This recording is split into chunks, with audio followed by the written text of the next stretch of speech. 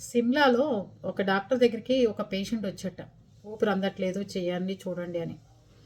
దాని తర్వాత అక్కడ డాక్టర్కి పేషెంట్కి మధ్యన వాదోపవాదాలు జరిగినాయి.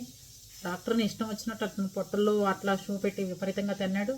డాక్టర్ కూడా ఊరుకోకుండా పిడిగుద్దులు గుద్దిచ్చి చంపేసేటట్టుగా కొట్టాడు. డాక్టర్ కూడా సమానంగా. కానీ అదేనండి, ఉద్యోగస్తులకి మామూలు వాళ్ళకి సామాన్యులకి అది ఎప్పుడు చెప్పేది అదే.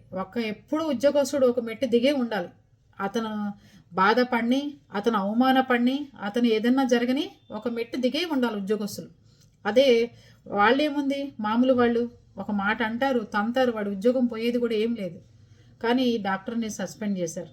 కానీ నేను చెప్పేది ఏంటంటే, అక్కడ ఎవరిది తప్పు వాళ్ళది పరిశోధించాల్సింది కూడా అక్కడ ఎంక్వైరీ ఆఫీసర్స్కి ఉంటుంది కదా. అది పేషెంట్ని అగౌరవపరిచేటట్టు వాళ్ళ ఇంట్లో వాళ్ళని మాట్లాడాడు అని చెప్తున్నారు ఆ డాక్టర్. పేషెంట్లు వెళ్ళి వాళ్ళ పనులు వాళ్ళు జాగ్రత్తగా చూసుకురావాలి. ఒక పోలీస్ డిపార్ట్మెంట్ని లాయర్లతో కానీ డాక్టర్లతో కానీ పెట్టుకోకుండా ఉంటే, ఎంత పెట్టుకోకుండా ఉంటే అంత మంచిది. ఈ ముగ్గురు చాలా డేంజరస్. లాయర్ని ఏంటయ్యా నా కేసు సరిగ్గా చూడలేదు, ఏం చేస్తున్నావు అంటే వాడు ఓడిపోయేదాకా నిద్రపోడు.